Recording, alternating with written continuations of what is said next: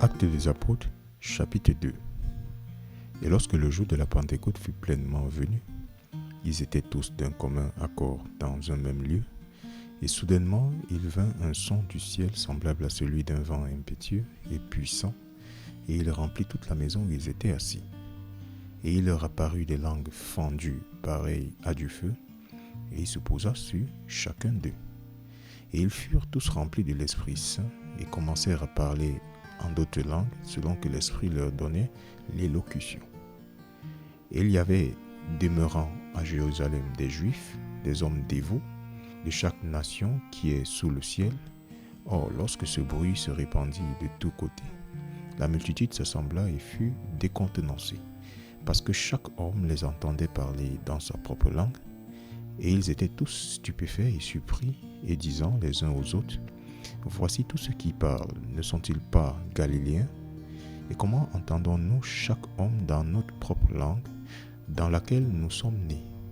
Partès et Médès et Élamites, et ceux qui demeurent en Mésopotamie, et en Judée, et Cappadoce, dans le Pont et l'Asie, la Phrygie et Pamphylie, en Égypte et dans les quartiers de la Libye près de Cyrène, et les étrangers de Rome, juifs et prosélytes, crétois et arabes, nous les entendons parler dans nos langues des œuvres merveilleuses de Dieu.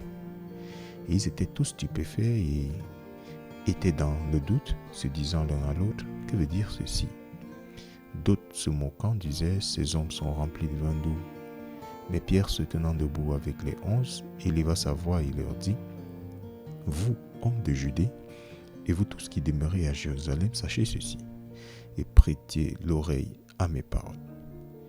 Car ceux-ci ne sont pas ivres, comme vous le supposez, voyant que ce n'est que la 3e heure du jour, mais c'est ce qui a été dit par le prophète Joël. Et il arrivera au dernier jour, dit Dieu, que je répandrai de mon esprit sur toute chair, et vos fils et vos filles prophétiseront, et vos jeunes hommes auront des visions, et vos hommes âgés rêveront des rêves. Et sur mes serviteurs et sur mes servantes, je répandrai en ces jours-là de mon esprit, et ils prophétiseront. Et je montrerai des prodiges en haut dans le ciel, et des signes en bas sur la terre, du sang et du feu, et une vapeur de fumée. Le soleil sera changé en obscurité, et la lune en sang, avant que ce grand et notable jour du Seigneur vienne. Et il arrivera que quiconque fera appel au nom du Seigneur sera sauvé. Vous, hommes d'Israël, entendez ces paroles.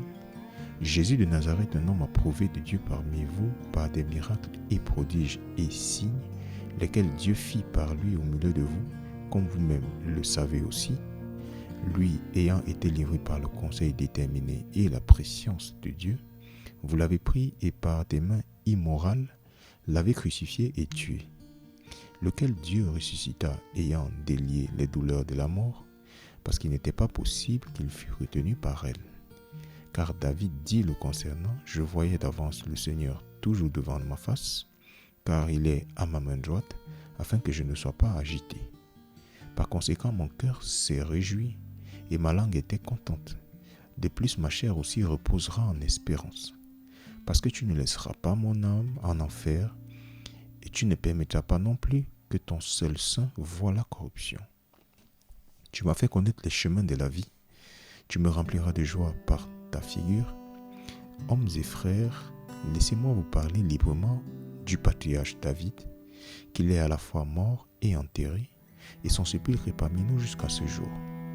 Par conséquent, étant prophète, et sachant que Dieu lui avait juré par serment que du fruit de ses flancs, selon la chair, il susciterait Christ pour l'asseoir sur son trône, lui, voyant cela d'avance, parla de la résurrection de Christ, que son âme n'a pas été laissée en enfer, que sa chair non plus n'a pas vu la corruption. Ce Jésus, Dieu l'a ressuscité, ce dont nous sommes tous témoins, par conséquent étant exalté par la main droite de Dieu, et ayant reçu du Père la promesse de Dieu, de l'Esprit Saint, il a versé ce que maintenant vous voyez et entendez. Car David n'est pas monté dans les cieux, mais il dit lui-même, le Seigneur a dit à mon Seigneur, Assieds-toi à ma main droite, jusqu'à ce que je fasse de tes adversaires ton marchepied. » Par conséquent, que toute la maison d'Israël sache assurément que Dieu a fait ce même Jésus que vous avez crucifié, à la fois Seigneur et Christ. Or, lorsqu'ils entendirent cela, ils furent piqués en leur cœur et dirent à Pierre et au reste des apôtres: « Hommes et frères, que ferons-nous » Alors Pierre leur dit: « Répentez-vous et soyez baptisés chacun de vous dans le nom de Jésus-Christ pour la rémission des péchés, et vous recevrez le don de l'Esprit Saint.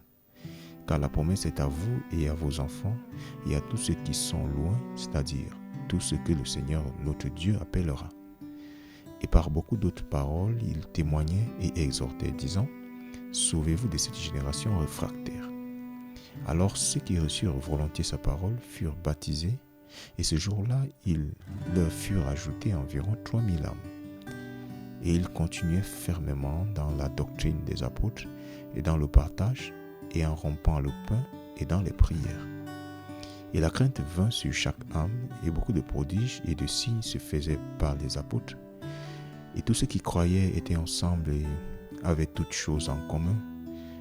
Et ils vendaient leurs possessions et leurs biens et les partageaient entre tous, les hommes, selon que chaque homme en avait. Et eux continuaient chaque jour d'un commun accord dans le temple, rompant le pain de maison en maison, mangeaient leur nourriture avec exultation et d'un seul cœur, louant Dieu et trouvant faveur de tout le peuple. Et le Seigneur ajoutait chaque jour à l'Église ceux qui devaient être sauvés.